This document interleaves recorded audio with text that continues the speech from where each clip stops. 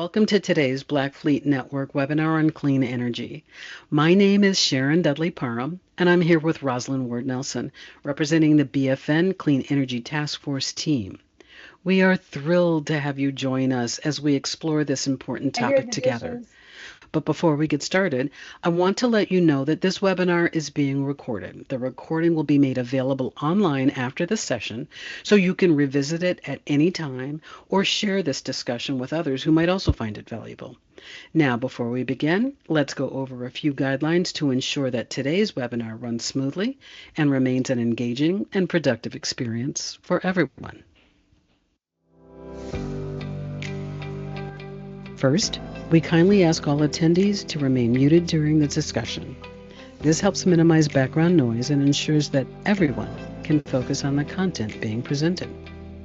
Second, while we welcome your enthusiasm and questions, we ask that you hold all questions until the end of the session.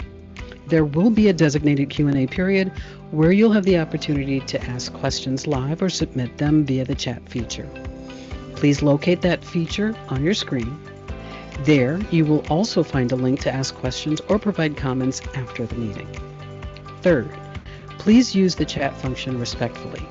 Feel free to share thoughts or comments related to the topic, but please refrain from sharing unrelated links or engaging in off-topic discussions. Finally, we are committed to creating a respectful and inclusive environment. Please ensure that your contributions, both spoken and written, reflect this commitment. Any inappropriate language or behavior will result in immediate removal from the webinar.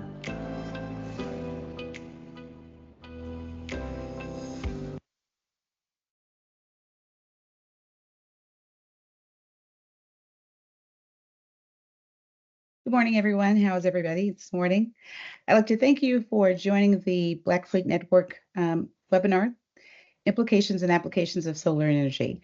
We have a number of guests that are going to speak with us this morning, and we want to make sure that you find this webinar to be informative and very useful as you go about the business that you're currently involved in and that you may be going about as you proceed throughout the week. My name is Rosalind Ward Nelson. I will be the moderator for this morning's webinar, and we have a number of guest speakers that are going to speak with us, and we'll introduce those briefly. Just to remind you of a couple of housekeeping concerns that we have, and we want to make sure that everybody is respectfully addressed throughout the course of the webinar. Just so that you know, the participants will be muted. However, if you have any questions that you'd like to share with us, please include those in the chat that's located on your screen. The questions will all be captured via the chat, and we will try to answer the questions throughout the course of the seminar. Any questions that we're not able to answer during the seminar, we will make sure that we capture those and get those back to you, probably through email. If not through email directly, then we'll put them on the website so that you can access the responses to those questions. The session will be recorded, so you will be able to review the webinar in full at a later date, and we will try to promptly at noon so that everybody can get back to what you need to do later on today, and we want to make sure that we're respectful of your time. Just briefly, we'd like to present who the speakers are this morning. We have Bill Pugh, who is an innovator in smart energy and connected infrastructure.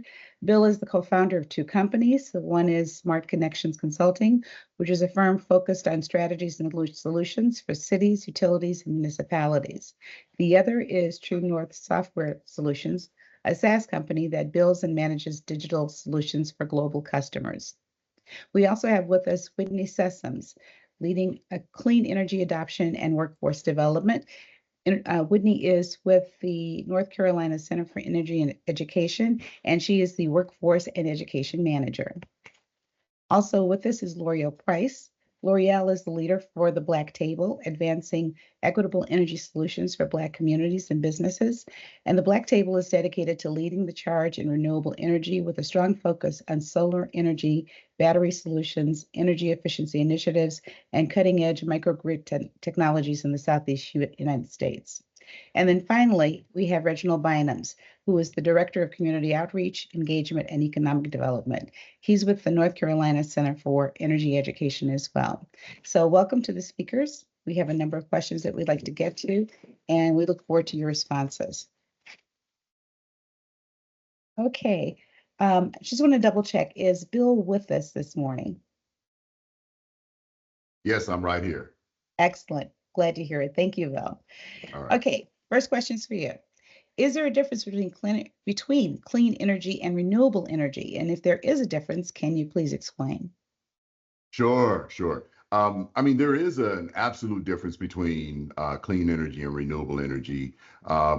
First and foremost, renewable energy typically comes from sources that naturally replenish themselves, kind of like solar, wind, hydro, and the likes. And clean energy refers to energy sources that do not create GHG, greenhouse gas emissions, or other pollutants. And while there's a typical overlap between renewables and often clean energy, some renewables might not be as clean as you would think. So there's a large scale hydropower that can disrupt ecosystems, and some clean energy sources might not be renewable, such as nuclear power. So that in a nutshell is, yes, there's a difference, and I hope that explains a bit around why. That's great. Thank you very much. Let's go over to Whitney for the next question. Whitney, can you tell us what institutions are more likely to express interest in clean energy solutions? So the interesting thing about interest in clean energy solutions is that the audience and the customers for is so broad. So actually, like top Fortune 500 500 partners, they embrace it. The top 10 listed according to the EPA that adopt are the Microsoft Corporation, Google, Walmart, AT&T, and Equinix. So, and in terms of percentage of green power, electricity usage, it's 100% for the Microsoft Corporation, 107% for Google, 29% for Walmart, 24% for AT&T, and 100% for Equinix. So, what's interesting though is that Walmart, AT&T, and Equinix, they focus mainly on in terms of their resources, solar and wind, while Microsoft and Google, they use various forms. Okay, it's interesting. So it sounds like primarily the larger corporations are adopting it a lot faster than and embracing the concept a lot more than some of the smaller organizations might be. Yes, and so we'll of course, like with my other questions, because we'll get more into that. But yes, they definitely are ahead of the game. Well, that means we've got more work to do, right? Okay, Loriel, next question's for you.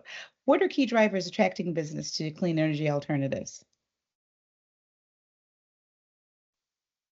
Yes, clean energy adoption is driven by a mix of economic, environmental, and social factors. So businesses are drawn to energy cost savings, tax incentives, sustainability commitments that enhance their brand reputation, hence what Whitney was just mentioning. And there's more that we can expound on that. And then communities, particularly those historically impacted, I say by environmental injustices, seek healthier living and lifestyle conditions, energy resilience, job opportunities in the growing green economy, which is key and very necessary. And additionally, as technology advances, clean energy solutions become more efficient and widely accessible, making the transition, say, both practical and inevitable at this time. Great, thank you. Okay, Reginald, how has solar energy contributed to economic growth in the communities that you serve? Yes, thank you first of all for having me, and that's a great question. So, solar energy has really driven economic growth by generating new tax revenue for local governments, thus creating jobs in construction and maintenance, and also increasing income for landowners leasing their land for solar farms. Often in rural communities, we're still seeing a lot of deals that are 30 years old, from the grandfather, and it's not really allowing them to make a profit off of farming the way a lot of people think that it does. So also additionally, solar projects have spurred workforce development, initiatives, providing training and employment opportunities for local residents.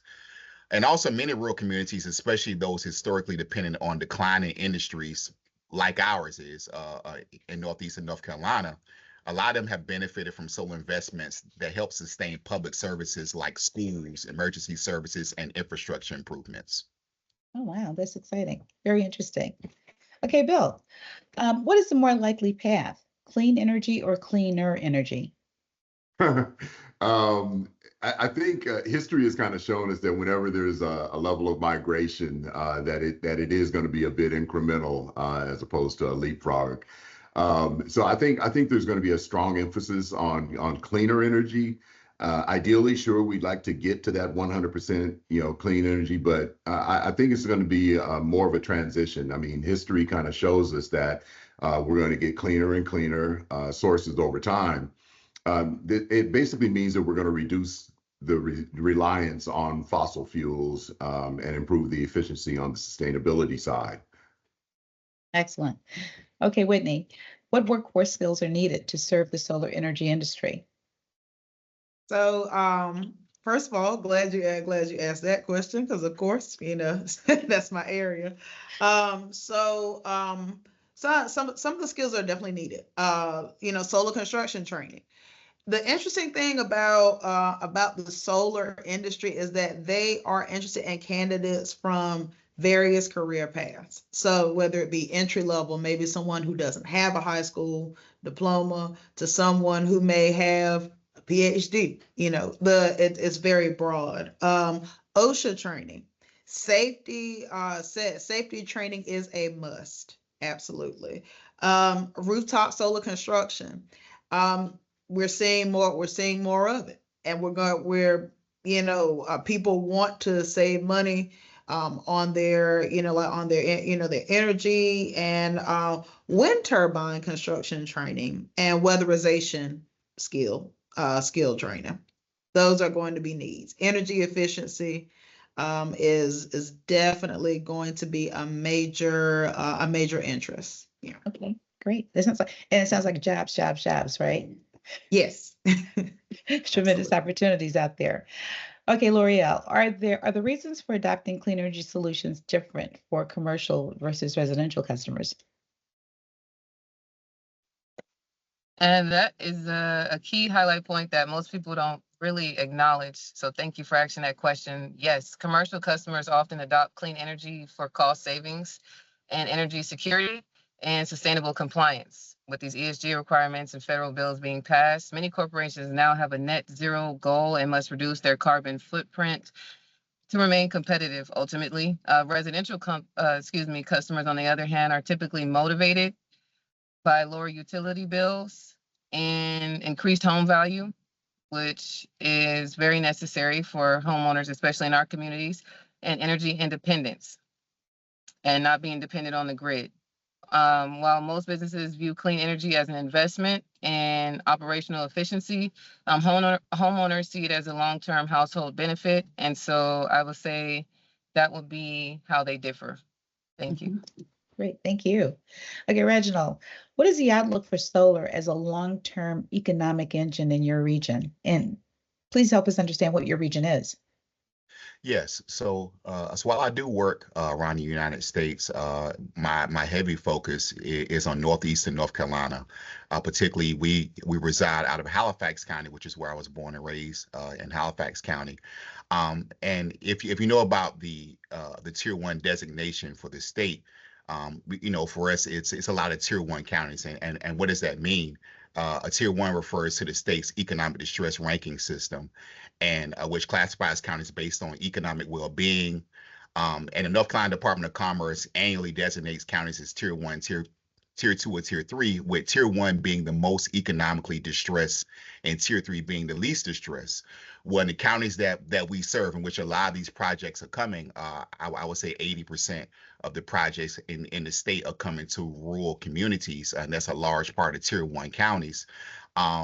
It's the outlook is strong in these areas for a few different reasons. Again, if you're talking about Halifax, Northampton, Edgecombe, Warren County surrounding areas, these communities have historically relied on agriculture and manufacturing, but are increasingly seeing renewable energy, particularly large scale or utility scale solar, as a new economic driver.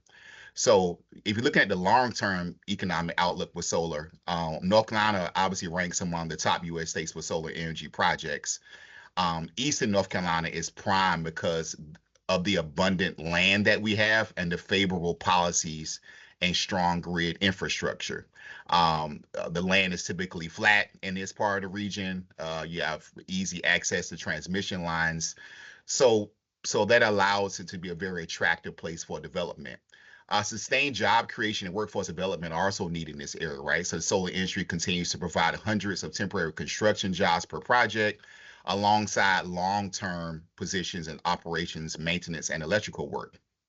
And then you have the investments and workforce training programs such as the Solar Ready Vets Network and community college programs, which also help local workers transition into solar careers, as well as the Center for Energy Education in this region.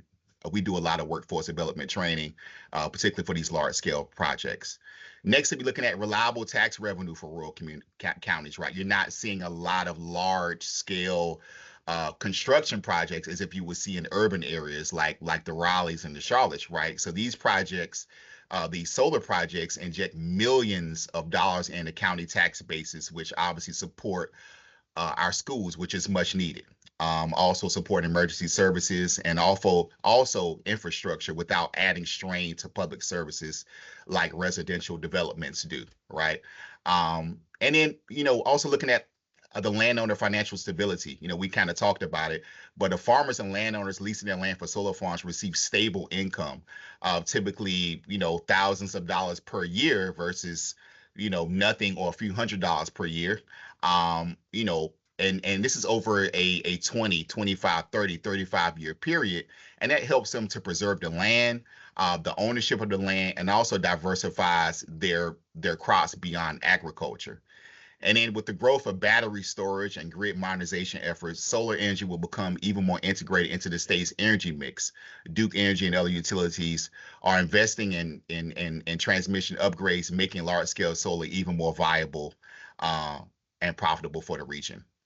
So hopefully that answers your question. Thank you. Yeah, that's a tremendous opportunity economically for not just North Carolina, but as it migrates across the country. It sounds like there's tremendous opportunity to be had by just integrating into solar energy. Thank you. Bill, how does solar energy rank in adoption among wind, electricity, alternative fuels, and has it changed over the past decade? I think that's an excellent question. At the onset, solar energy, has seen like significant growth in adoption over the past decade. Originally, sure, wind and was initially more prevalent, but solar's been catching up tremendously because of the consumer side adoption more than anything else. So from a global perspective, solar PV has the capacity has grown a lot faster than wind energy. Solar power is now the fastest growing electricity source in the U.S. And if you look at states like Texas, they have the largest proliferation of solar amongst any other state. And the main driving factors around that are more in line with the cost of solar panels has been dropped. The technological advancement, so it's not just solar panels. You now have technologies like solar roof tiles. And then, of course, some of the government incentives, were conducive to that growth, and just overall increased awareness amongst the communities that are looking at climate change and the benefits of renewable energy. So, I think that it's taking a lead right now, and we'll be watching it closely over the next few years to see what happens next. Okay, great. Thank you. It's kind of interesting that you mentioned that Texas is really growing in solar energy, because I guess most people don't think that Texas would be a pioneer in anything that might be green, but that's an interesting concept. Exactly. Thank you for sharing that. Okay, Whitney, what workforce skills, what training should students receive to meet industry demands? So I do have to take a second here to highlight, the Center for Energy Education. We do offer our 3-day utility scale solar training. So that particular workshop, what it consists of is OSHA training, because again, safety and occupational safety and hazard training is a requirement for many of these solar construction jobs. If not many, I would say, I would even dare to really just say all. Like they want you to have it, whether it's before you get hired or after you get hired. They want you to have this training. And again, solar panel installation training, operation and maintenance training is essential. Weatherization, energy auditing, that's going to be one. Maintenance for battery storage, smart grid technologies, and clean fuel storage and EV charging. Now, again, this my data is based on, like what's happened within the previous year, meaning 2024. So could that look different going forward? It can. But as of now, like according to the data that we, like that's been collected so far, these are the highest demands that we're looking at within the green power clean energy industry. Excellent. Great. That's good to know. If you're going to go get some training and getting involved in the alternative energy industry, these are the key things that you need to focus in on as you're preparing to do that. Loriel, why should the underserved community seek to adopt clean energy solutions? Underserved communities often bear the brunt of environmental pollution and high energy costs. Ultimately, when you look at demographics, people who live in, you would say, lower income areas are paying over 3 or 4 times the amount somebody would be paying in a higher demographic area. Most people don't know that when it comes to taxes. And so an energy bill in a lower income area could easily be, over $300 a month versus a higher income area. They're probably going to pay no more than 100, 150 for larger spaces. We're talking about square footage as far as powering a home. And so clean energy offers relief by reducing, of course, utility bills and improving air quality and creating local job opportunities. Community solar projects, microgrids, and electrification initiatives provide resilience against power outages and climate-related disruptions. So community or resiliency hubs, which they're starting to try to create more here in the state of Georgia, as far as something as simple as on the west side of Atlanta, where churches are starting to become aware, and they're getting incentivized, of course, of when it snowed here a couple months ago, when the power goes out, that the community has a centralized place that they can get to for power, energy, even storing medicine, things like that. Most importantly, clean energy can serve as a tool for economic empowerment, keeping wealth circulating within the community, and that's the goal, rather than paying excessive costs to utility monopolies or huge parent companies like Georgia Power or Southern Co., which is most of the Southeast today. Thank you.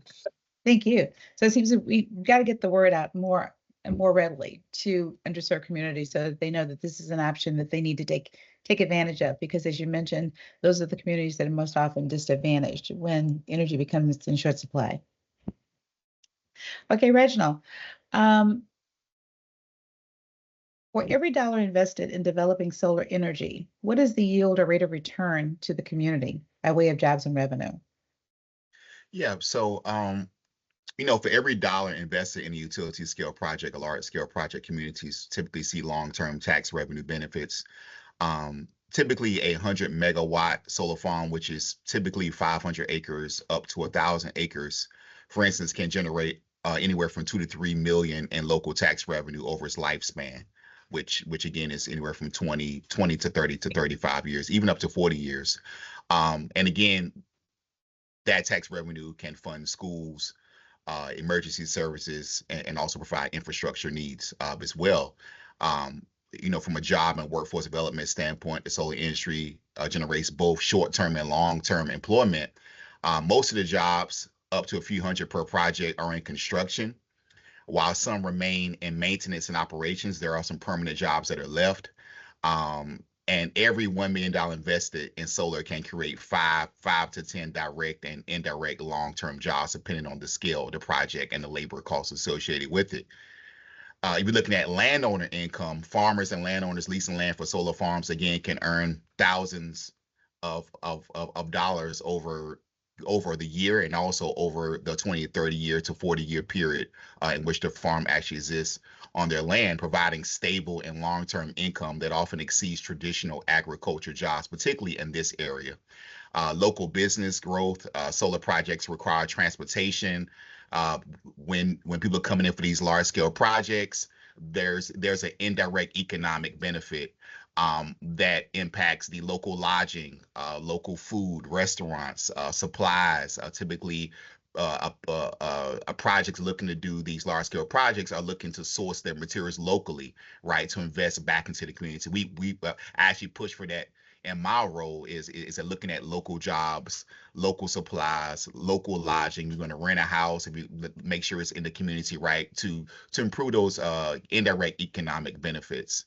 And you can also look at energy cost savings, right? While utility scale solar primarily feeds the grid, increasing solar production, it obviously reduces electricity costs over time by stabilizing energy prices and reducing dependency on fossil fuels. So That's great. So every dollar invested in solar obviously grows exponentially within the community. Another good reason to kind of get involved in building the economy. Yes. Great, thank you. Bill, is solar or clean energy advancement dependent on the politics of my state? Ooh, yeah.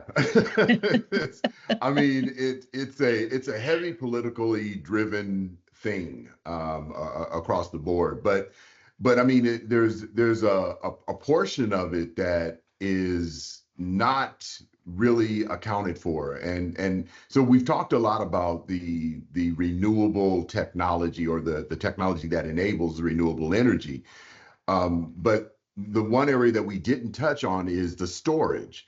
So, from a policy perspective, we were only getting half the story, right? So yes, it depends heavily on the political position of each state, county, and so local city and state government, as to whether or not they're going to continue to offer the incentives, whether they're going to support these programs, which is inherently important for us, from a voter's perspective, to make sure that we're engaging. But it's absolutely unequivocally impacted by the political position, the policies, and things associated with the given state, local city, and state government.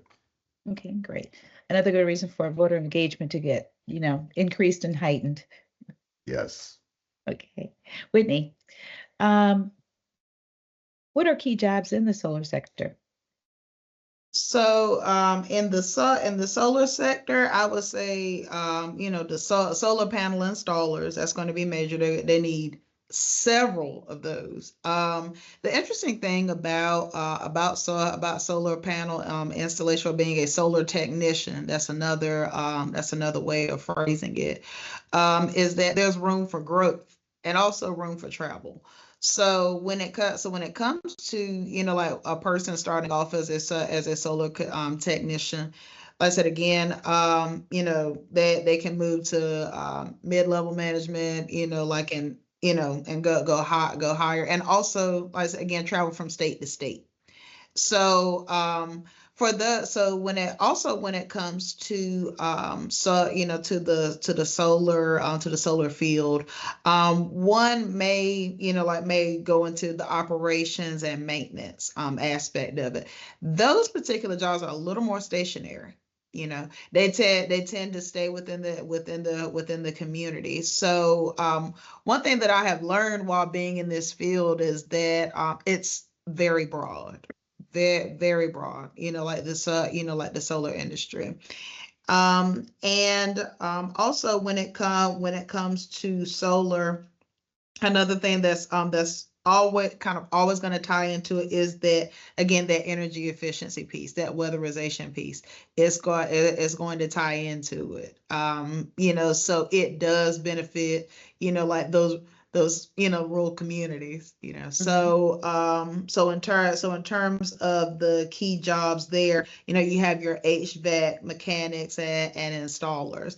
In order for for solar, for solar energy to become more, how do you say, for lack of a better term, more widely accepted or a little more popular, is to definitely take into consideration that weatherization piece, So, and of course, you go into the battery and grid storage and all of that. So again, it's broad. It sounds like it. Okay, Loriel, how can organizations and families become educated on the benefits of clean energy resources? I would say that's a foundational component, period, to this whole conversation in regards to what everybody is saying on the panel today. Excuse me. There's so many aspects too, and it is very broad to solar. And in regards to what Bill was saying as policy, what Whitney was saying as far as the types of jobs that's needed and what kinds and what type of skill set that takes. And what Reginald was speaking about when you talk about the tiers and the land space and things like that, as far as what's needed to even create or build out a solar grid. Education starts with the right access to the right information. There's a lot of misinformation. There's a lot of delayed data, especially in underserved communities. And so I would say, which is what a lot of we do, is community engagement and showing up. So schools also, nonprofits and community organizations can integrate clean energy literacy. And that's key right now into their programs. Even something as simple as the Boys and Girls Club, the YMCA, as far as getting the youth involved, because this is where their future is headed regardless. And so hands-on workshops, workforce training, in regards to what's a little bit of everybody just spoke about and does on this call, and mentorship opportunities can equip individuals with both knowledge and practical skills. Additionally, digital platforms and local government initiatives can provide transparency on rebates, tax credits, and financing options available for adopting clean energy solutions. So especially the rural communities. To be honest, we talk about the politics and also what Reginald mentioned in regards to they're kind of being taken advantage of in a sense right now. They have a lot of space that can be utilized, but they don't understand the benefits, and they're kind of bearing the brunt while getting their land, they're being capitalized on to the highest degree and don't understand the benefits or even understand how to access being part of the movement. And so, like I said, education starts with access to the right information, knowing where to find it. Community engagement is very much key, and just something as simple as this right here, this panel today, and that for on behalf of Black Fleet Network, I'm grateful for being on this call today, and honored to be here because this is key. This is important of sharing the right information. Thank you. Great. Thank you for that. And it just reminds me, you're right. This is the right platform just to participate in the conversation.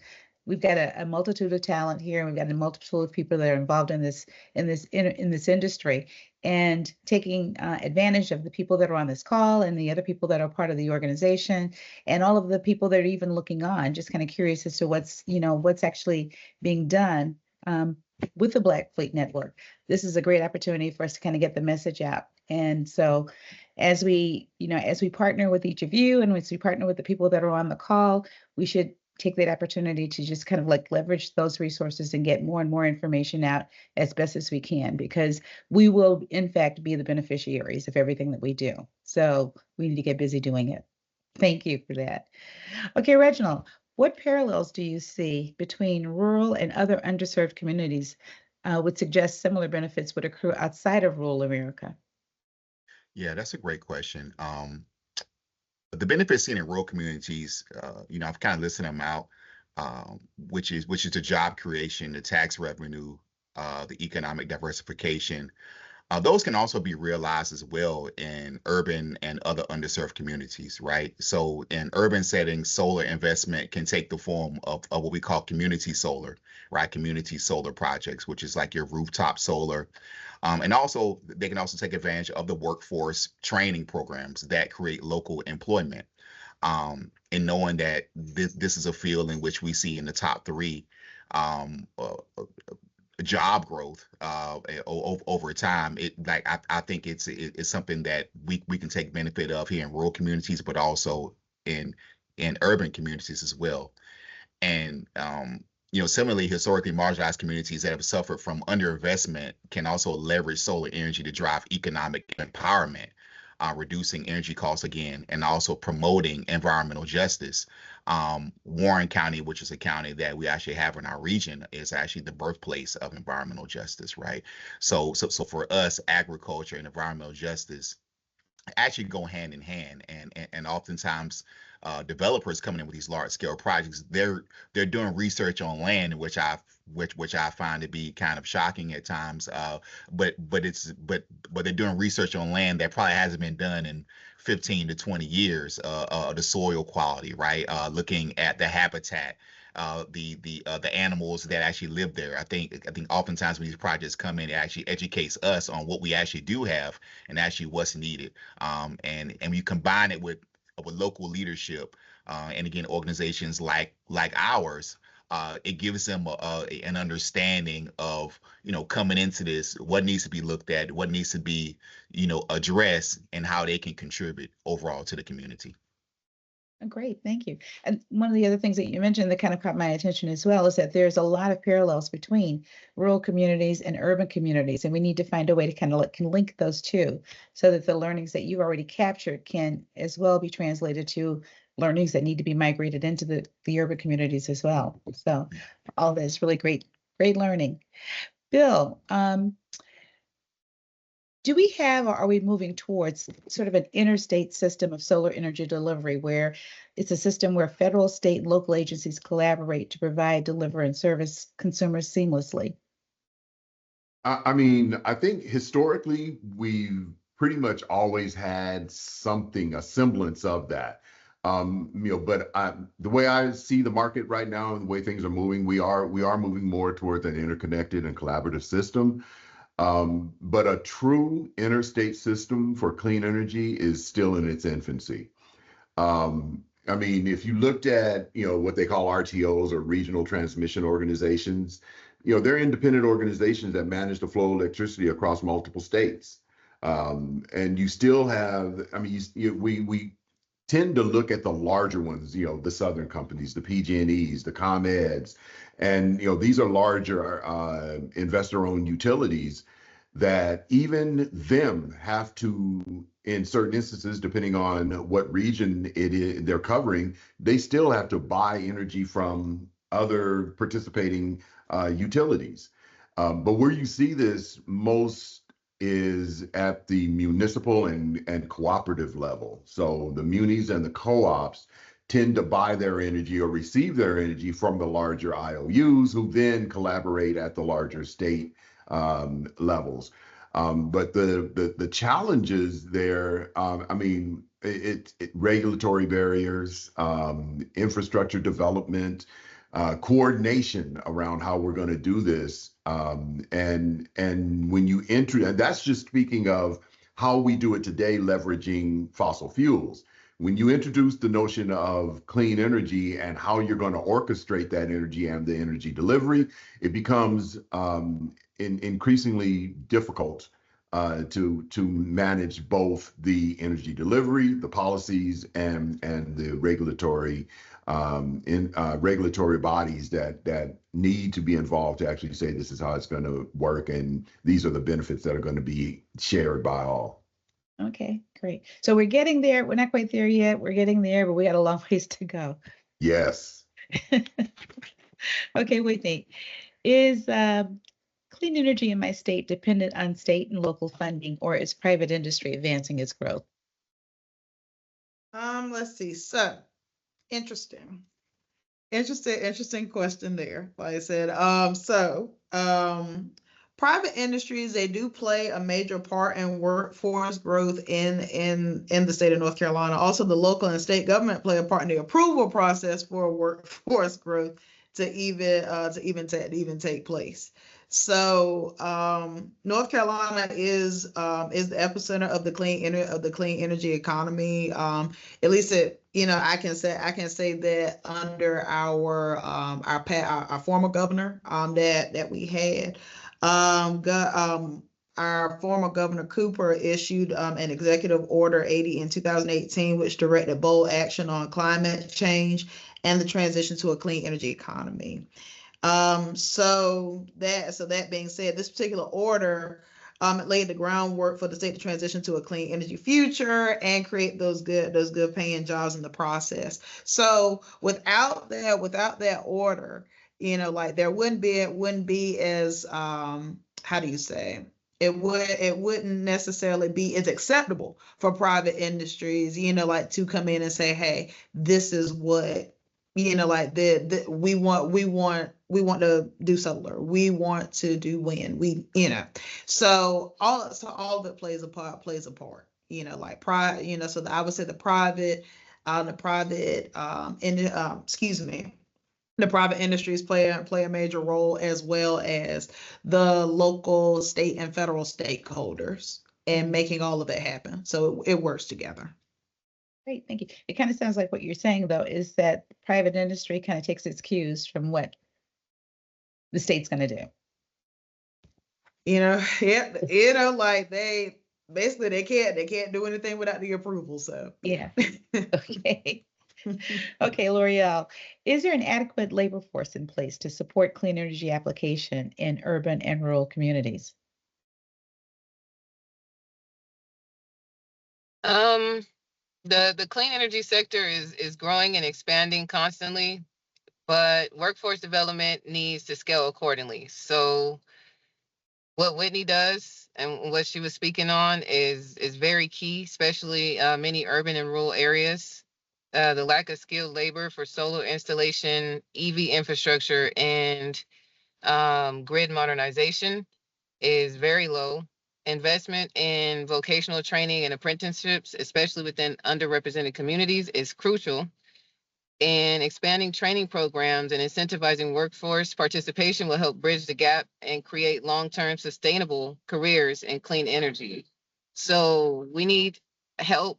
We need to do this collectively in regards to making sure that there's an adequate labor force, because there's backlogged. If somebody does have work, it's backlogged usually because they need help with capacity due to lack of training or access to the information to even understand where to go get the training for these technical skills. Thank you. Okay, so we need to mutate Whitney and kind of like spread her across the country. Okay, Reginald, what economic, political, business climate exists in North Carolina that made solar energy viable? A viable investment, rather. Yeah, so North Carolina really became a leader in solar energy investment due to a combination of really strong policies, a favorable economic environment, and corporate interests in clean energy. North Carolina was one of the first southeastern states to mandate that utilities generate a portion of their electricity from renewable sources. This policy drove early investment in solar and created a stable market for solar developers. There was a CPRE program in 2017, competitive a procurement of renewable energy, that was put in place, and it required Duke Energy, which is obviously North Carolina's largest utility, to procure solar energy competitively, expanding opportunities for other solar projects. Also, you're looking at solar tax exemptions. So North Carolina provides tax incentives to businesses and landowners investing in solar, reducing costs and making projects more attractive. There's the economic climate and business incentives, so that lower development costs and large rural land availability in our region. So North Carolina obviously has vast amounts of flat available rural land, especially again in tier 1 economically distressed communities, making solar farms cost effective. Land lease payments provide farmers and landowners with stable income for many, many years. You're looking at the federal and state tax incentives. So there's an investment tax credit, ITC, a 30% federal tax credit that encourages solar investment. North Carolina previously had a state level tax credit of 35%, which also helped spur rapid growth before expiring in 2015. You're looking at the job creation and workforce development. The solar industry in North Carolina employs over 7,000 workers in North Carolina. I think at this point it's probably closer to 10,000 workers in North Carolina in construction, installation, and maintenance. Training programs at community colleges and nonprofits like the Center for the Energy of Education support workforce development. There's also a corporate demand in North Carolina. So a lot of large companies such as I think Whitney spoke on this earlier, like Google, Apple, and Facebook invested in North Carolina because of its solar friendly policies. Data centers and manufacturing facilities in North Carolina require a large amount of electricity and have committed to renewable energy sourcing. And Duke Energy has a solar program, which is obviously one of the largest utilities in the U.S., and they've heavily invested in solar to comply with state mandates and corporate demand. So there are a lot of different things going for North Carolina that actually make it attractive for solar. And really, if you look at, I work a lot with NCSEA, and if you look at North Carolina, we have the highest amount of private investment in solar out of any state in the country. Even though we're not number one in solar production, we actually have the most private investments in the state due to those many reasons that I stated. Wow, that's outstanding. So it sounds like there's obviously a legitimate reason for everybody to work together, and everybody is working together. And we just need to get the word out as to what those mutual benefits are so that we can get more cohesion in this as we move across the country. We're moving to our last question. So if I can we're going to start wrapping up after we go through the last question, but I just want to get these last questions out to each of you. Bill, final question for you is, can clean energy and U.S. oil coexist? In short, yes. I mean, the energy transition to clean energy, the clean energy economy, it's going to take a bit of time, and fossil fuels will be here for quite some while, which is, that's where that whole, we're using less and less of fossil fuel, more and more of renewables. Energy independence, I mean, domestic oil production can contribute to security and reduce the reliance on foreign oil imports. I think we're potentially looking at that kind of thing.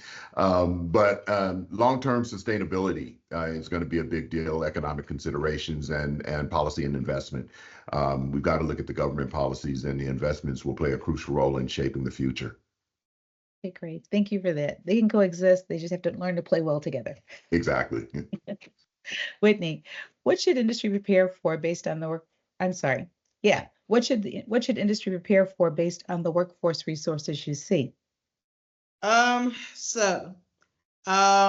terms of where the funding has gone, the investment, has gone, according to, Governor Cooper in 2024, we, here in North Carolina, $421 million went toward climate-related conservation. $209 million went to home energy rebates. $156 million went to rooftop and community solar. $57 million went to transmission investments that benefit solar and offshore wind, and $27 million, and an additional $9 million went for electrical school buses. So, what should people prepare for? With all that said, like I said, the rooftop solar installers, so solar panel installers, they're going to be essential.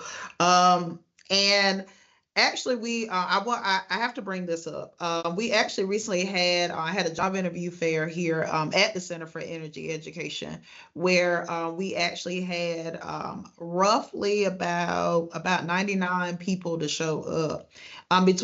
Between two different job interview fairs we had within, I'd say about a month within each other, because each solar project requires just so many people, because they're so large. Another thing, when it comes to the, the wind turbines, I'll be honest, here in Halifax County, we don't have any here in Halifax County. But in other areas, like they do absolutely look for people who are willing to get into that industry. And with the electrical school buses, the reality is EVs, again, we're going based off of 2024, like there was a large expansion of EVs. So, like you had a need for EV charging maintenance workers, like you had a need, you had a need for that. And also, again, different schools adopting those electrical school buses, they have to charge as well. Mhm. So, gaining an understanding about EVs is definitely going to be a workforce resource that's needed because it's here. Yeah. Teachers drive electrical vehicles. I mean, millennials, Gen Z, baby boomers, like any and everybody has them now. So yeah. Again, broad. Okay. Great. Just Thank broad. you. Okay, Loriel. My last question for you is, how significant is the impact of recent politics on the availability of clean energy in underserved communities? Great question. outside of education and informing, because it takes money to educate as well. And that's part of when you go back to the policies. If you don't have the money to educate and also put things in place like, the coaching, mentoring, or workshops for the technical skills, even at the local community colleges, you're not going to get any momentum. So there's some policies here in Georgia, SB 94, SB 34, SB 203, and HB 507, which plays a major role in shaping policies in general and shaping clean energy access. Federal and state incentives, infrastructure, investments, and regulatory reforms determine how quickly underserved communities can transition to renewables. While some political movements have advanced clean energy equity, others have attempted to scale back funding and incentives.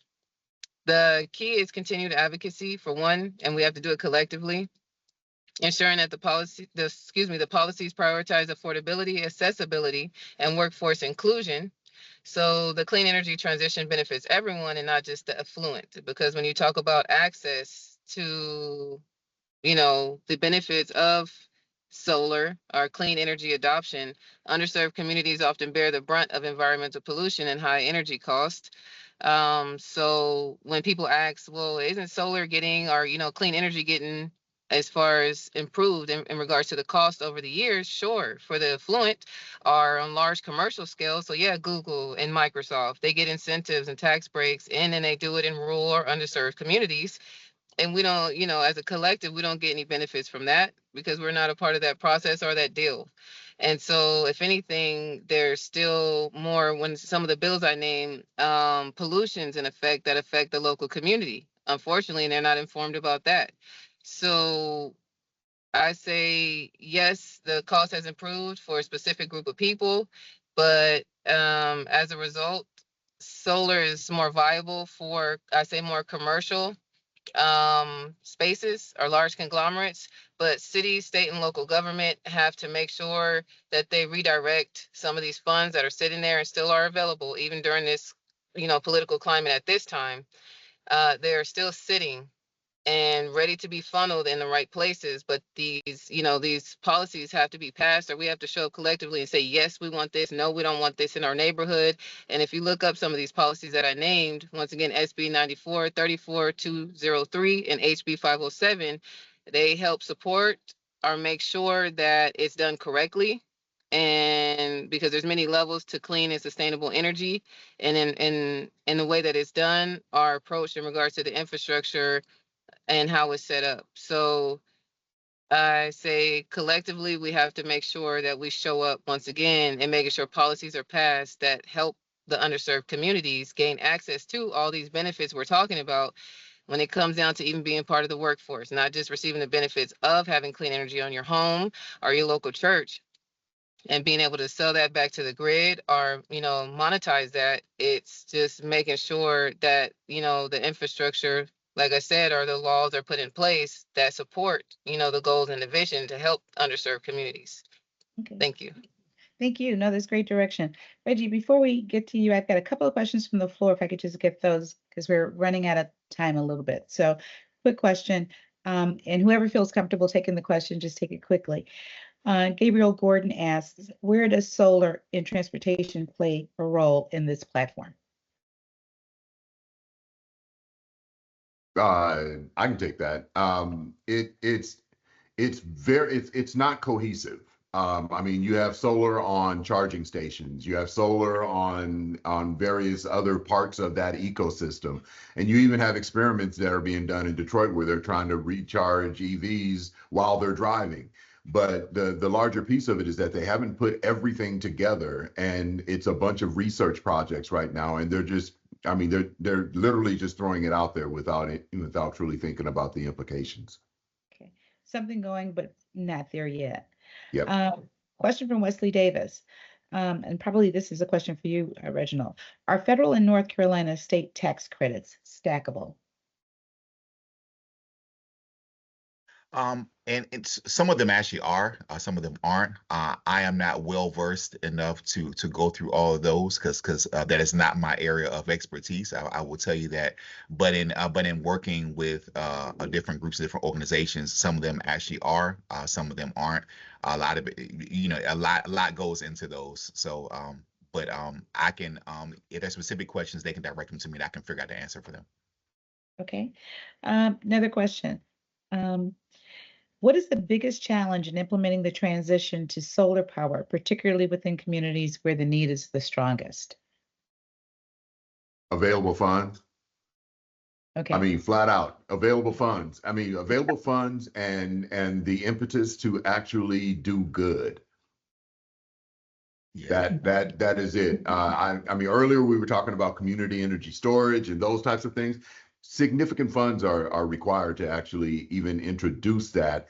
And then you have the community at large that needs to understand how to actually operate it. You're creating your own community utility, and how do you want to do that? So there's a little microcosm of city and state that goes into that across the board, but it starts with the state, the local city and government actually providing those funds. So get out there and vote. Yes, absolutely. Okay, I think we're right at our noon hour. I think we're probably ready to close. Thank you all so much for joining the call. Really appreciate it. This was a wonderful conversation, and I appreciate the speakers for joining us on the call. I think there's probably another audio that we'll be using to close out the session, and we would like to invite you to send any additional questions to us at cet@blacknetwork.org. And we will get back to you to respond to those additional questions. There is another seminar coming up on March 26th. It's regarding biodiesels, fact, fiction, and the future. Please put it on your calendar to make sure to join us during that seminar as well, or that webinar as well. And again, thank you everyone for joining us. We really had a great time with you, and we appreciate your time and your attention. Okay. Thank you. Thank you all for your time and engagement today. If you're passionate about these topics and issues, and you would like to be a part of our growing community dedicated to advancing solutions in this space, we invite you to join us. As a member, you'll gain access to exclusive resources, networking opportunities, and updates on new advancements. Again, please visit us at blackfleetnetwork.org to sign up and be a part of the change. We've covered some incredible insights today, and we are so excited about the path forward. Remember, the conversation doesn't have to end here. If you have any further questions or comments that you'd like to share with us after today's session, please do so by sending them to the email address located in the chat box. Together, we can drive innovation and action in clean energy. Let's continue to collaborate and share ideas as we build a brighter, cleaner future. Once again, thank you so much for joining us. We truly appreciate your interest and commitment to BFN's Clean Energy Task Force and topics. As you move forward with your day, please remember that we would love for you to continue to be a part of our discussions and efforts. Please have a wonderful day, and we hope to see you at our next session.